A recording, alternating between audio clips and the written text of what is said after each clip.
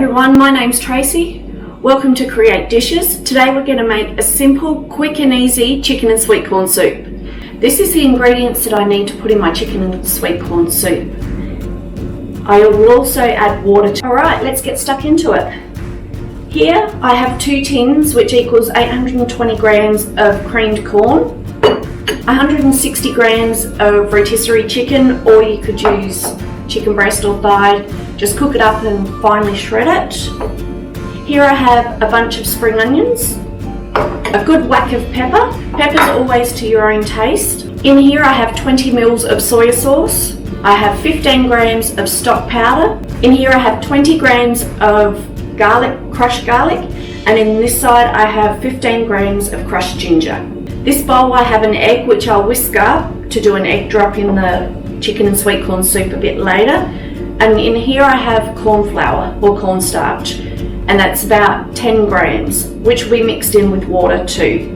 So let's get on to the cooking process. What I like to do with my pan, spray some olive oil into the bottom of it, and then grab your paper towel and just glide it all over the bottom and around the sides. That way nothing will stick to the bottom.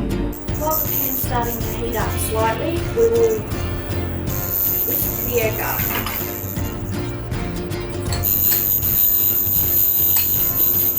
Want the egg to be nice and whisk so it's got a ribbon, so we can do an egg drop in the soup later.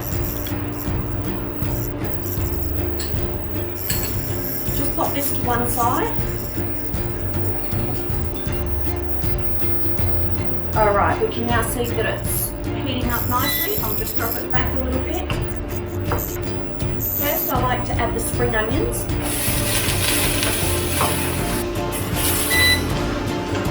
Just fry them off a little. Doesn't have to be too much because we don't want them to go too thin. Next we add our 160 grams of rotisserie chicken. In it goes. Continue to stir it around. This is where it can start to stick to the bottom. So once that's in, grab your creamed corn and add it straight away. Okay. Give the creamed corn a good stir through, and while that's happening, add your garlic and ginger. Add your chicken stock powder. You can really smell the garlic and ginger getting in now. This is the part where I like to add my pepper. The mixture is looking really good at the moment. I'm now going to add in roughly 1 litre of water. This amount of mixture will make roughly 6 portions and pretty large ones. I'm actually going to add another 500 mils because I feel it could really do with it. So that's 1.5 litres of water all up. Now it's time to put in your soy sauce. In she goes. Now while we're waiting for it to come up to a fairly rapid simmer but not boil, we'll add some water to our corn flour mix. Just stir it through. You don't want to add the corn flour mix until right at the very end. You want to actually get it up to temperature and cooking through. This soup has been one of my favourites for many years. It's a family favourite here too.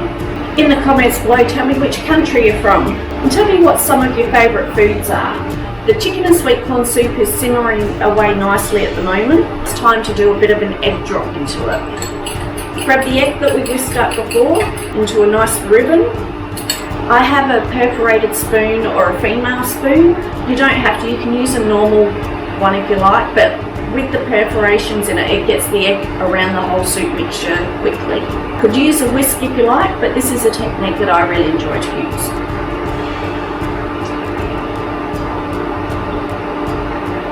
I put bits of egg in at a time so it gives it a chance to mix through nicely without having one big clump of egg.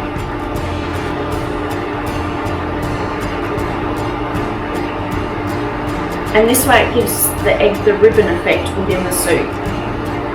This next step with the corn flour and water is pretty similar to the egg drop. You don't want to just drop it in one place, you want to mix it around while you're still stirring the soup.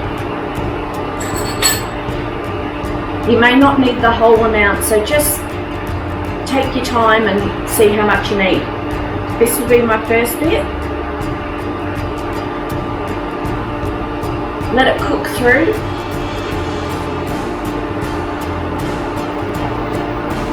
And now it's really starting to get hot, so I'm going to turn it down. Okay, it's still quite liquidy, so I'll add some more of the corn flour. It's starting to thicken up nicely now. I didn't add any salt to this because there's more than enough salt with the stock powder and the soya sauce. But I mean, you're more than welcome to. So we ended up using it all. You may not need to. Let your soup cook through for about another minute and a half, and then she's good to go. Now it's time to dish up some of the chicken and sweet corn soup. Now that the chicken and sweet corn soup is finished, it looks so delicious. I think I'm about to go and eat this for lunch. But also on another side note, if you don't finish it all and you put it in the fridge for later today or tomorrow, it will thicken up a bit, so you may need to add some more water to it. This is the best ever chicken and sweet corn soup. Hope you enjoy. Like, subscribe, hit the notification bell, and I'll see you next time. Bye!